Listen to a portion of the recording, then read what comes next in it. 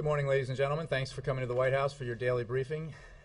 As you were told in advance, I have with me today the Secretary of the Treasury, Tim Geithner, on my left, and on my right, Jack Lew, the Director of the Office of Management and Budget. They are together going to answer your questions about the President's plan for economic growth and deficit reduction. I know you just heard the President speak on this. Jack and Tim are here to take your specific questions. After they're done, if you could just keep on topic with them, I'll remain to take your questions on other issues. We're going to go right to questions. So, Darlene, if you want to start. Yes, thank you. Would someone explain why the President knowingly put forward a plan that includes these tax increases that Republicans they rejected them even before the President stepped into the Rose Garden? I think, Republicans and Democrats all agree that we have a long-term deficit problem, and we have to bring that down to earth. We all agree on the basic magnitude of the cuts and changes you're going to need over time, roughly $4 trillion over 10 years. Why $4 trillion? That's what you need to bring the deficits down to a level we can sustain over time, to a level where the debt as a share of the economy as a whole is no longer growing, stabilizes, starts to come down. The debate we're having is how best to do that. And what the President laid out is a balanced package of reforms on all parts of government, combined with some modest reforms to our tax system designed to make our country more competitive and make sure that the most fortunate Americans are paying a greater share of their income in taxes. But this is about a choice about what role you want government to play in the economy, how to make the economy stronger in the future, how to make sure we're living within our means, but still preserve room to strengthen the economy in the short term, but also make us more competitive, preserve room for investments in the long term. And to do that, you have to figure out ways to reform our tax system to make it more competitive and more fair. That's why we're proposing these changes. We think they're good policy, we think they're good economic policy, and we think they are better than the alternatives. Yes.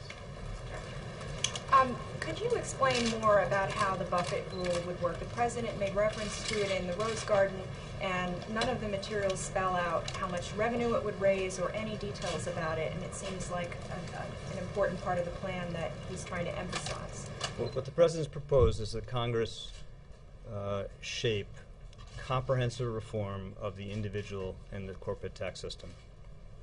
So that, again, we're not just making our country more competitive, strengthening incentives for investment, but we do so in a way that helps contribute to deficit reduction and asks the most fortunate Americans to pay a larger share of their income in taxes. The basic principle, at the heart of the Buffett principle, is that if you're among those fortunate few in the United States, we should make sure you pay as a share of income in taxes more than what a middle-class family pays. Now, there are lots of different ways to achieve that principle. How you do it depends on what you do to the broader tax system as a whole.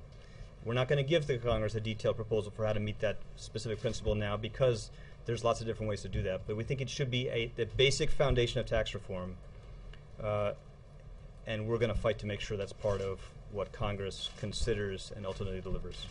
Why not give a specific recommendation on that, though? You've spelled out how much revenue you want to raise overall. Why not be specific on that one?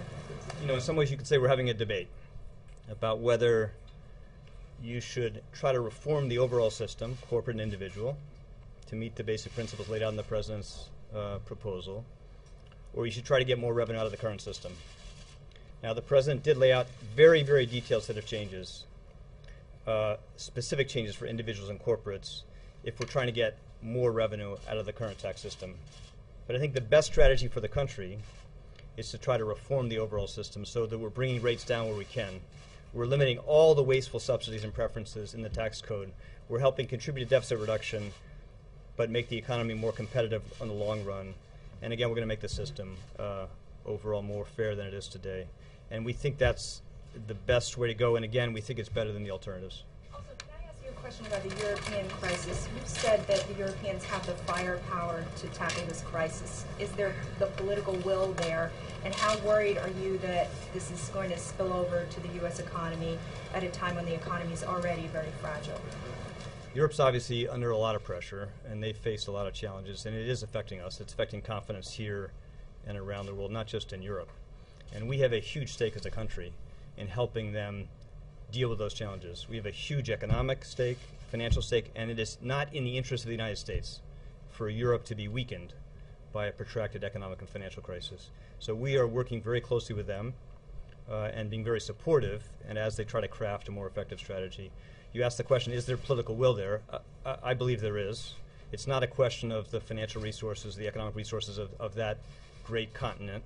This is within their capacity to solve. And I think you will see the leaders of Europe do what they've been doing over the last several months and weeks, which is to try to reassure the world that they have the political will, not just the economic capacity to manage these challenges. And again, it's in the interest of the United States for them to do that. Yeah, Jack, a question for you. If the expiring Bush tax cuts, if that, for the wealthy, if that's seen as a savings of $800 billion, then what about the cost of not letting the rest of the tax cuts expire? How do you account for that?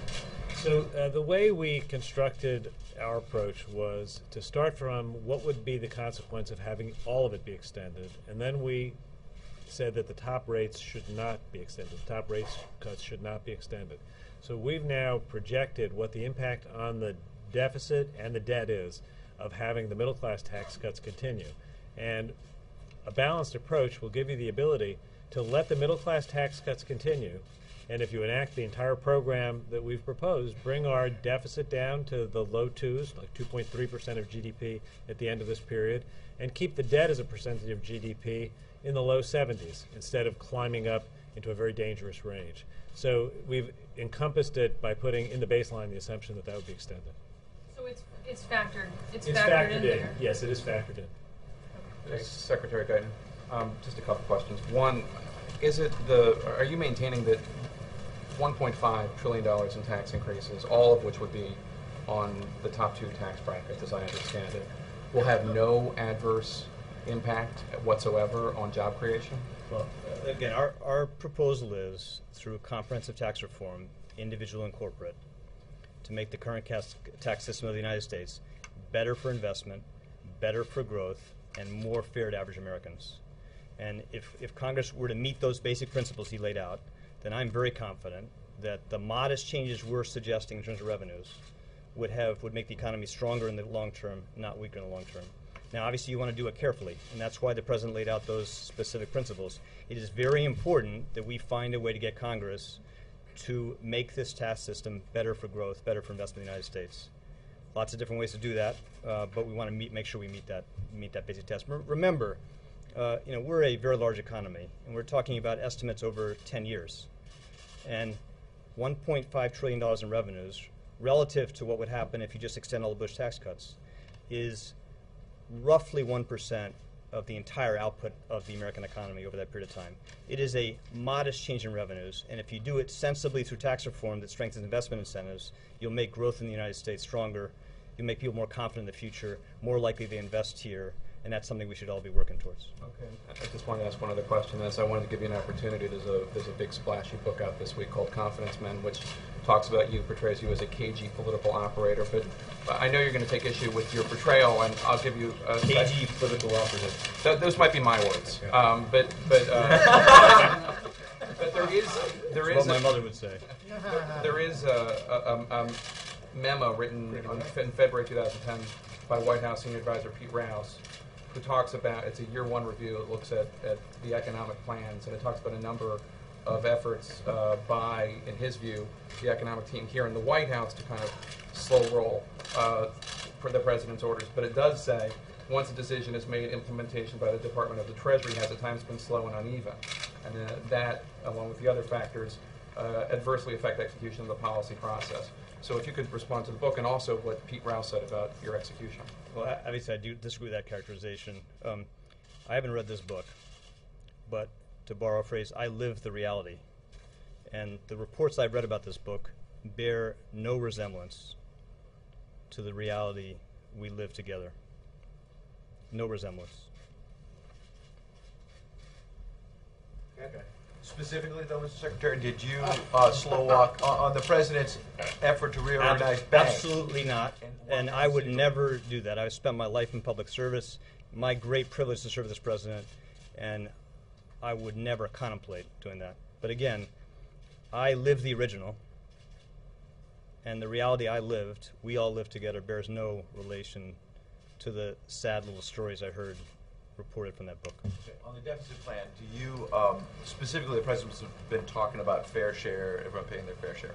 But when you're counting over $1 trillion in war savings, when the President's policies have said he wasn't going to keep troops beyond those time periods anyway, so he was never going to spend that money on the war. You wall off Social Security. You don't have major structural changes to Medicare like the age eligibility changing or anything like that. You're raising taxes on the rich. Where's the pain here in this budget? Where's the real pain and sacrifice that the President is calling for when you're walling off all these things? I think that if you look at the details of what's in the plan that the President has sent to Congress this morning, there is a lot of pain, and it's spread broadly and we think fairly. Start with the issue that you led with in terms of the spending on wars in Afghanistan and Iraq. There is no doubt that those are going to be savings when presented to Congress. The Republican budget in the House took account of them. And at a time when we just enacted spending caps that apply to defense and non-defense spending, this is locking the back door. And it's making very real that we're on a downward trajectory. And just to remind everyone, in August, the President signed into law spending caps that will bring spending to the lowest level they've been since President Eisenhower was president. Tight spending caps enforced by reducing it, and it is real policy to bring down that spending. On the question of no structural change, I think if you look at the details that are in here, there's very real structural change, and there's very meaningful savings in many areas. In healthcare, there are serious changes that affect both what we pay to providers and in terms of the structure of benefits and the incentives for savings in the long term. While we did not raise the retirement age, I would just note that raising the retirement age is not something that actually reduces costs. It just determines whether or not the government is going to pay them. There are a number of provisions in here that will mean that beneficiaries will have a different set of incentives. Right now, if you're on Medicare and you take a Medigap policy to protect you for first dollar coverage, the extra cost that comes from that is completely distributed through the system. We're saying it ought to be built into the premium you pay. We have extra deductibles phased in. We have co-payments on post-acute care. That means like home care services. These are serious stuff. It's not the kind of stuff you would choose to do if you weren't tightening your belt. But we do it in a fair way. We say it's not going to affect people who are currently retired. It's going to affect new retirees, and it will take effect after 2017. You look over 20 years, very substantial savings. I think if you look outside of health care, there is a host of savings, whether it's in farm programs or in federal employee retirement or in the health benefits that military retirees get.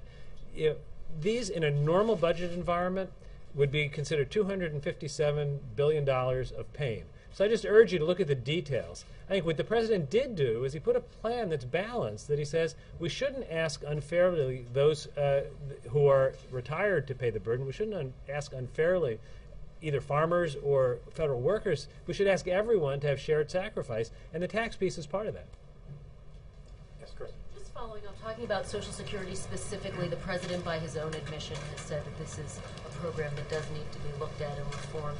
Something that was talked about this summer during the debt ceiling debate. Why isn't it a part of this package? Well, the President put out a plan that would reach the goal of $4 trillion of savings. It would get the deficit into a place where over the 10 years and at the end of the 10 years, we'd be at a sustainable level, 2.3% of GDP. It gets the debt as a percentage of GDP into a place that's controllable, the low 70s. So he put together a plan that accomplishes the goal in the way that he thinks is the right balanced way to do it. Obviously, over the summer, we were in a different context. We were in a negotiation where the President made a very, very serious effort to reach agreement on a broad range of issues. When it became clear that there was no willingness on the other side to embrace a balanced approach with revenue, then we went back to put together a plan that reflects our view of how to do it. The President's made clear over and over, as he did today, that Social Security is not the principal driver that's causing the deficits we're facing.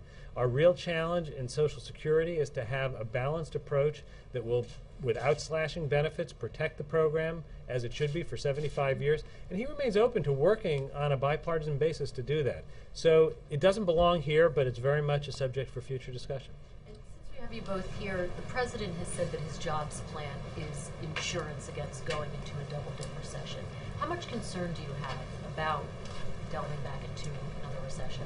Well, let me just reinforce what the President said, that the jobs plan is very much a part of this proposal. The $447 billion in spending that would go both to reduce the tax burden on working Americans and on businesses that make hiring decisions in terms of creating jobs through preventing the layoffs of teachers and firemen and policemen, in terms of the construction that would go on in highways. That's built into this. It's paid for. All of the deficit reduction that we're talking about today is after paying for that. I think that it's the prudent thing to do at a time when the economy is still not where we want it to be. And we're not in a double-dip recession, but we're not at a point of the kind of robust recovery we should be at to bring employment to the levels that the American people expect. And this plan, including the jobs plan, would very much deal with that. Carol.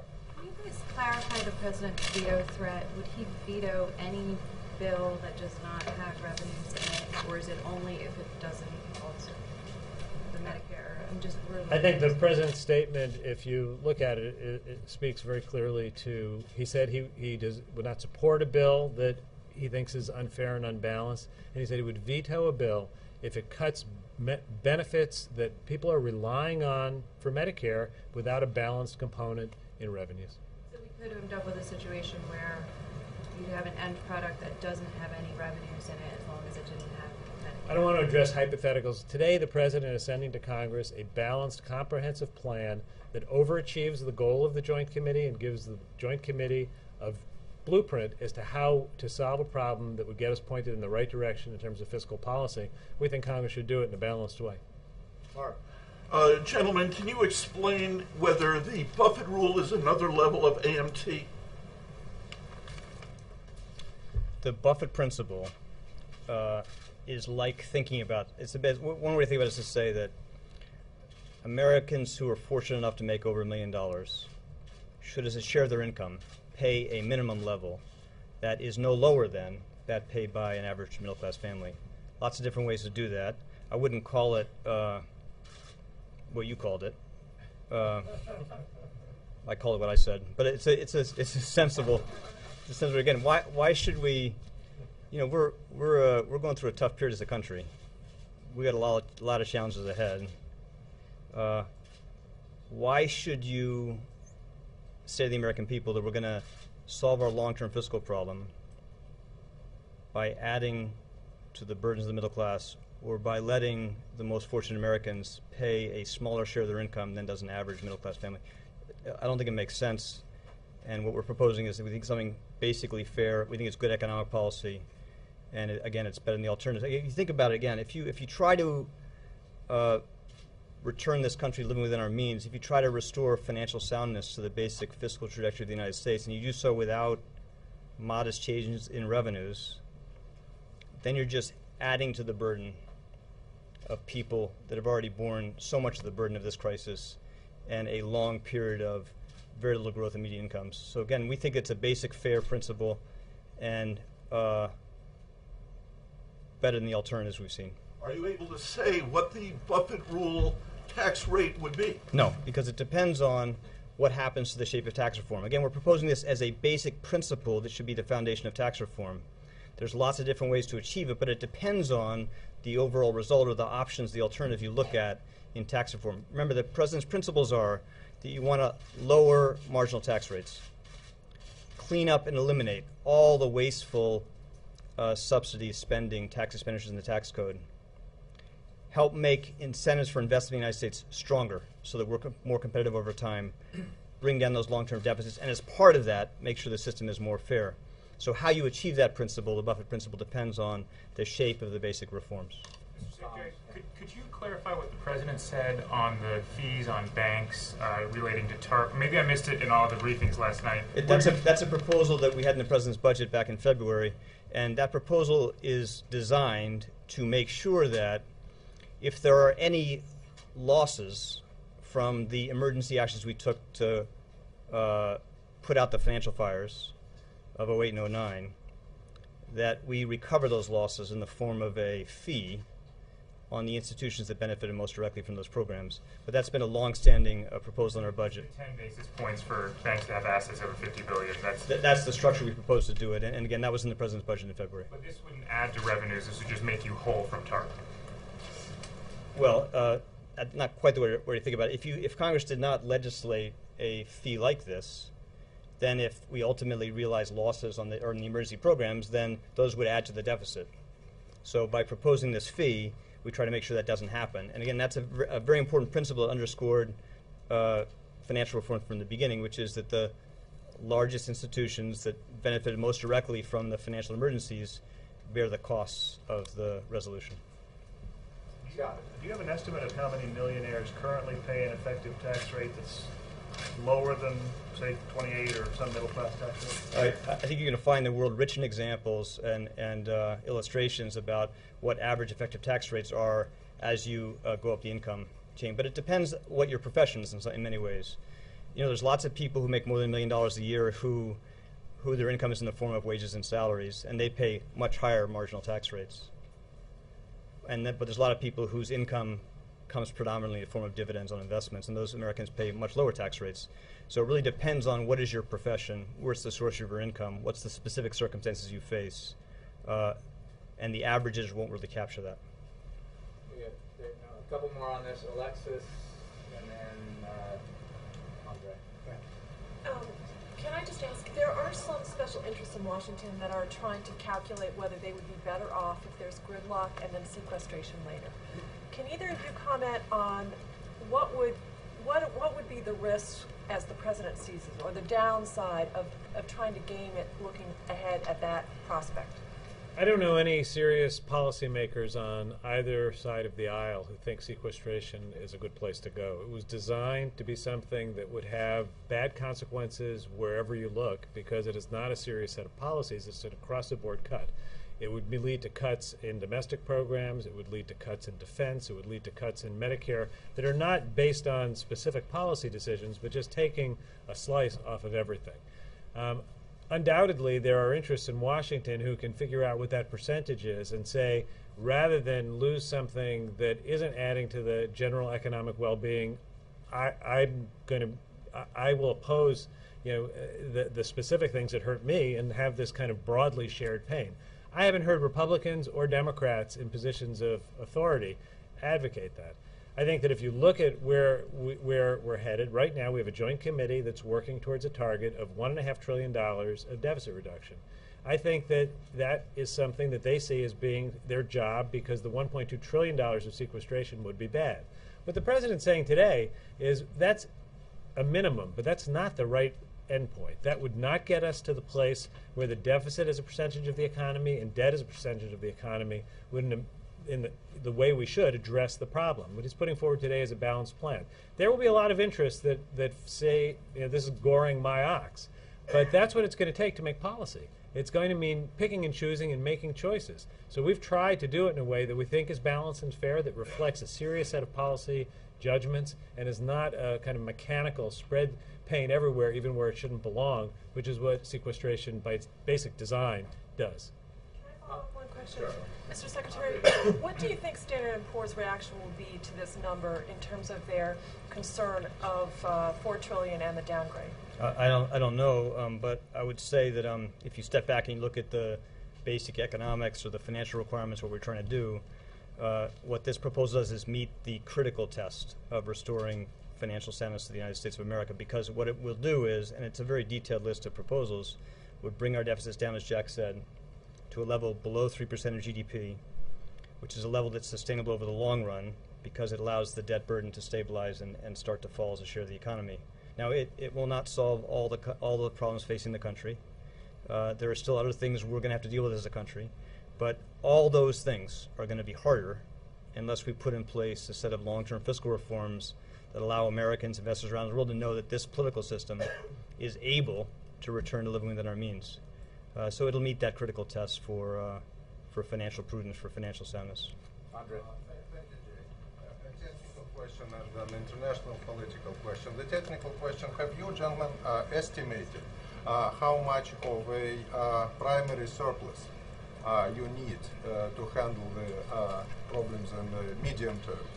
Yeah, we have. I mean, but you're raising the economic term. Primary surplus is the term that refers to revenues and expenditures being in balance without interest. So you're taking in as much as you're paying out, except for interest. That's what primary balance refers to. And for an economy like the United States, you need to have the deficit below 3% of GDP to achieve that basic test. Why is that test important? That's the level that stops the debt from growing as a share of the economy. If you bring it below that level, then the debt starts to fall as a share of the economy. Why is that important? It's because if we aren't not able to do that as a country, then growth will be weaker in the future. We'll have less ability to meet the basic fundamental needs of the American economy going forward. That's why it's important, and that's what the basic threshold is. So basically you're saying it's below 3%. That's right. That means that's the test for sustainability for the economy like the United States. Okay, and the policy question is about the BRICS. In the overall context of the global situation, especially in Europe, what do you see as the appropriate role of countries such as the BRICS, and not necessarily just China, but the other BRICS also? Well, I think one of the great strengths of the world economy looking forward is the prospects of a long period of very rapid growth in the major emerging economies, including the ones you referred to, China, India, Brazil, Russia. And it's very important that we want to see that growth happen over a sustained period of time. We will benefit as a country from the realization of those very optimistic long-term growth prospects. We'll export more. You'll see more jobs created in the United States. And we expect to be major beneficiaries as a country of that long boom we're seeing. We want to see them contribute to global growth and to do so in a way that's more balanced and fair. And they're going to face different policy requirements than we in the United States because they're in very different situations. But again, they're a great source of strength for the global economy. And the faster they grow in the future, the more we'll benefit as a country and the more balanced the global economy will be. Are there any specific sorry, just a brief follow-up. Are there any specific policies you would encourage them to take to help the Europeans, for instance? Well, I think we all have an interest in a strong, credible resolution of the financial pressures now in Europe. It's not just the United States and not just the Europeans, of course. The global economy as a whole depends on there being a sensible resolution of those financial pressures. And you've seen all the nations of the world through the IMF make really very substantial contributions to the challenges ongoing in Europe. And that just underscores the stakes we all have in more growth and financial stability in Europe. We're going to do John Christopher and then Paul, and then we're going to let these guys go. Secretary, if I may just kind of add to that, in fact, that the light that we live in now is a borderless global economy, and recovery is weak worldwide. Is the U.S. coordinating its economic policies and regulations with those of its key allies to make sure that U.S. businesses are not at a disadvantage in the global marketplace, especially when it comes to jobs? Well, again, a basic fundamental tenet of the President's economic strategy for this country is to do things that make us more competitive over the long run, that improve incentives for investing in the United States, that make it more likely, not less likely, that the things the world needs are made in this country, in the United States of America. And that requires not just better education for Americans, it requires investing in innovation, improving our long-term infrastructure, but it also requires, through things like tax reform, changes to the incentives that affect all businesses to make us more competitive as a country. So absolutely, a basic principle that guides the policies that this president evaluates are they going to make us stronger in the long run as a place for people to build, create, and invest. Last one, Paul. Secretary Geithner, you indicated that details of tax reform, corporate tax reform, wouldn't really come out yet because there's too many variables yet. There's also been an indication here that you would come forward with a standalone corporate tax bill if the super committee doesn't agree to anything. So I guess my question is, how can you have that happen if there aren't details? And also, does that mean the corporate tax reform white paper won't come out, which does have details and which you said would come out after the default was resolved? Soon. Not sure quite when. Sometime before the end of the year. we will lay out a set of broad proposals on corporate tax reform that meet this test of making us more competitive as a country, strengthening incentives for investing in the United States. Now, we're going to be guided by, in terms of strategy, is how to make sure we maximize the chances of reform coming on sensible terms. But I expect you'll see us lay out relatively soon the detailed proposals you referred to. Before or after November 23rd, I guess it's just We haven't made that judgment yet. There's a lot of interest in the supercommittee in looking at this, not just on the supercommittee, but in Congress generally.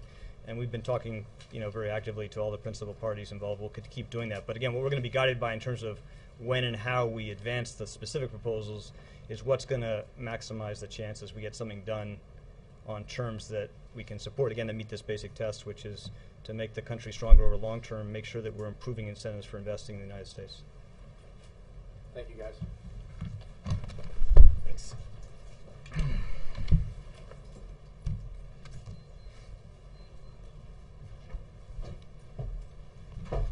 Okay, let's move on here. April, you have your hand up. Jay, I want to ask you a couple of questions about the death penalty issue, especially as we're seeing September 31st as the date for Troy Davis to possibly be executed. Where does this administration stand on issues of death penalty, particularly when there is a question about the person's guilt or innocence? Well, as you know, the president has written that he believes the death penalty does little to deter crime, but that some crimes merit the ultimate punishment. Some of you may also recall that that when the president was in the Illinois State Senate, this was an issue where he worked across the aisle to find common ground. With regard to the specific case, I haven't talked to the president about that, and I would refer questions about it to the Department of Justice. Follow up on that, please. Congress has several bills that I understand that the Justice Department is in support of, review of the criminal punishment system, as well as death penalty. Why is there a review when some things, particularly in the death penalty case, on racial aspects, there are no? We know that certain groups of people are on death row in a lot of those cases. Those people are found to be innocent. So is there any thought of a moratorium on death penalty cases right now with all the questions that are circulating? I'm not aware of a review of that nature. There may be one, but yeah, I would direct you to the Department of Justice if, in fact, they're doing that kind of review. But I'm not aware of that kind of discussion going on. To talk about it at least, because obviously, Justice is an independent. Is an agency that decides, when it deals with the press, how it will answer those questions. I'm sorry, Jay, just to piggyback on what April said, because she and I are obviously on the same plane today. The president was supposed to speak at the Martin Luther King Memorial dedication, and two of the people that I got a chance to interview at that dedication said that if Dr. King were alive today, two of the things or issue that would be most on his mind would be the mass incarceration of African Americans. Just wanted to maybe follow up with, just wanted to get the president's stance on that. Do you know where he stands on this? The president, again, this is an issue, broadly speaking, both the death penalty and broader issues in terms of crime and punishment. The president, as a state senator, a senator, and a candidate, as well as president, has addressed, and with regards to, in terms of his views on it, and he will, as you know, speak when the ceremony it has been rescheduled. He'll speak at that event. Stephen. Has the president been active this weekend on the question of the Palestinians and their UN statehood application? And is there any reason to think that after this weekend of intense diplomacy, they're any closer to or further away from making that application? Well, we obviously saw what Mr. Abbas said. We remain where we were on the inadvisability of unilateral actions that will bring the Palestinians no closer to the statehood they seek. And we generally, as a rule, this administration, this president, support the things that move the parties, actions that move the parties closer together, and do not support the things that move them further apart. That is our guiding principle, if you will. And we believe that the only way the Israelis and Palestinians will achieve a two-state solution that's fair and equitable to both sides, that allows for a Palestinian state, that allows for a secure Jewish state of Israel, is through direct negotiations. And that is the focus of all the diplomatic efforts that we are engaged in. Has the meeting with Prime Minister Netanyahu been locked in yet? It has not been scheduled, but we believe the two leaders will meet. And when we have a scheduling update for you, we'll give it to you. You spoke first. Yes, Victoria. What does the President intend to say about Palestinian statehood in his UN address? Well, I think you ought to listen to the address. I'm not going to preview the speech from here. You know what our to address the issue. Well, again, I don't want to foreshadow or preview the speech that he will give. He will talk about a number of issues that are very much on the minds of the international community and the leaders who are gathered in New York this week. But I won't preview it further than that, except to say that our position on Middle East peace, his position on the right way forward, is well known. Charles. On Palestine, has the administration specifically asked Britain or any other members of the Security Council to veto the statehood initiative if it goes ahead? Well, you know our position on this. It has been clearly stated. What kind of conversations we've had with our allies and others, I'll leave to your imagination. I mean, I'm not going to confirm or Officials have spoken of lobbying aggressively. Well, I think that there have been intense diplomatic negotiations about the right way forward. We firmly believe that the right way forward, the way to achieve the very goal that the Palestinians seek, is through direct negotiations. In fact, it is the only way to achieve it. And that actions that don't move the two parties closer to direct negotiations are counterproductive. We support those actions that move the two parties closer towards those negotiations which are the only path to the two-state solution that both sides desire. All the way in the back, yes. JL, why did Secretary Geithner refer to the new revenue component as modest, I think was the term he used, when the President is still talking about the $1.8 trillion Bush tax cuts as a primary driver of the situation? He was talking about it with regard to the size of the economy. The President spoke and has spoken clearly about the decisions that were taken in the previous administration that took surpluses and turned them into deficits, massive deficits. And they include the two tax cuts. They include an unfunded Medicare prescription drug program. They include 2 wars put on credit cards. Now, we have spent a lot of time in this administration cleaning up the tent, the elephant tent, if you will. And it hasn't always been an easy task because it has required some very tough decisions that weren't always popular but had to be done to prevent a Great Depression from happening again in the United States. It required actions to make sure that the financial industry in this country did not collapse, actions to make sure that the automobile industry in this country did not collapse, actions to make sure that the kind of unbelievable contraction in our economy that was taking place in the quarter before this president took office was halted and turned towards growth again. The kinds of policies that resulted in hemorrhaging of jobs at a rate that none of us in this room have probably experienced had to be halted and reversed. So I think we've been clear about that. I think the American people understand that. And what the president's focused on now is the urgent need to take sensible actions, the kinds of actions that have enjoyed bipartisan support in the past, to grow the economy and get hiring accelerated. He is also focused, as part of his broader economic vision, on the need to tackle our medium and long-term deficit and debt problems, which Secretary Geithner and Director Liu just discussed. He believes that the responsible approach is to do both. Not to simply wash your hands and say, geez, there's nothing we can do to help the economy now, to help the fact that growth is stalled, help the fact that unemployment remains at 9.1%,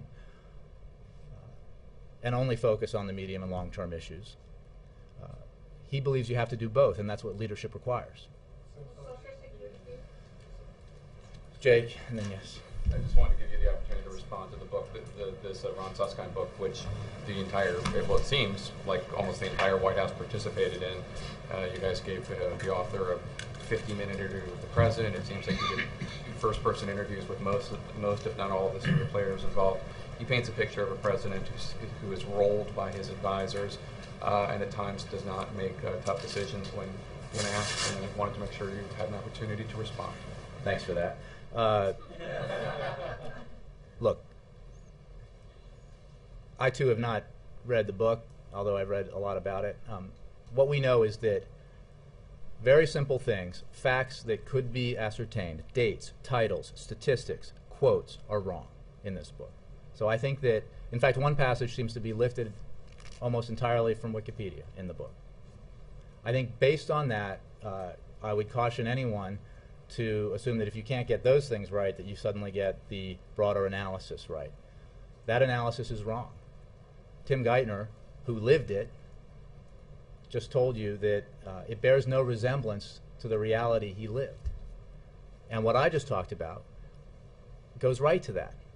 The extraordinarily difficult times that this country was going through when this president took office, and the extraordinarily complex and difficult decisions that this administration, this president, took. They weren't easy, but they were necessary. And it took decisive leadership, it took clarity of vision about where we needed to move the country, and it took a willingness to suffer political risk in order to do the right thing for the country. And that was absolutely at the heart of all the decisions the president made, and the president made them. What part was lifted from Wikipedia? We can get that for you. There's almost a word-for-word Wikipedia. Yes, Chris, and then I did promise you on Social Security. Yeah. Jim Toomey, who's of course on the super committee, reacted to the president's deficit reduction plan by saying, "I welcome President Obama putting some ideas on the table. However, I'm concerned that his deficit reduction strategy sometimes seems more defined by political posturing." Can you react to the notion that has been put forth by some Republicans that this plan is really more political posturing? Well, I think that's rich as an assertion. When we have been clear from the beginning, this president has been clear from the beginning of this process that he is willing to make tough decisions that are not easy for Democrats, that challenge, that take on some of the sacred cows within his own party, and he has simply asked that the other party do the same. There at least appeared to be the opportunity of that with the Speaker of the House. Unfortunately, that did not come to fruition. I would point you to the fact, and this goes to a question about, I think Darlene had, about why would you propose something that Republicans have already said they wouldn't support. Well, slow down, right? First of all, the Speaker of the House was willing to put revenues on the table when a grand bargain was a possibility. Secondly, something like 24 Republican senators said they supported the Gang of Six proposals, which had, by the way, more revenue than the president's putting forward. Republicans out in the larger world, including rank-and-file Republicans among the American electorate, support the balanced approach. So I think when it comes to accusations of political posturing, some folks ought to look in the mirror. Thanks very much. Oh, wait, sorry, Social Security. Thank you. And my name is Sarah. Sarah, I know, I forgot. I'm sorry, I was so focused on that's okay. Yeah. You have too many people to remember. Social Security, I wanted to ask this secretary. I am a senior citizen, and I have a lot of friends who have I don't believe that, by the way. Thank you. See, I see, very diplomatic. A lot of friends are calling me and saying, what is this that they're saying about Social Security? We don't understand. This is all we have. We have earned Social Security. Also, they're talking about Medicare. What are they doing? Well, Sarah, I think, let me just go to your question. First of all, as you know, I'm sure, as Jack and Tim just discussed, the president did not include Social Security within his $4 trillion deficit and debt reduction plan. He believes that we do need, on a separate track, to take measures to strengthen Social Security for the long term.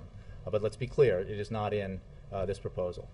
Secondly, it is precisely because if we take a balanced approach to tackling our deficit problems and tackling our debt problems, we can do it in a way that ensures that the fundamental guarantee with the American people, with American seniors that Medicare represents, is honored and maintained.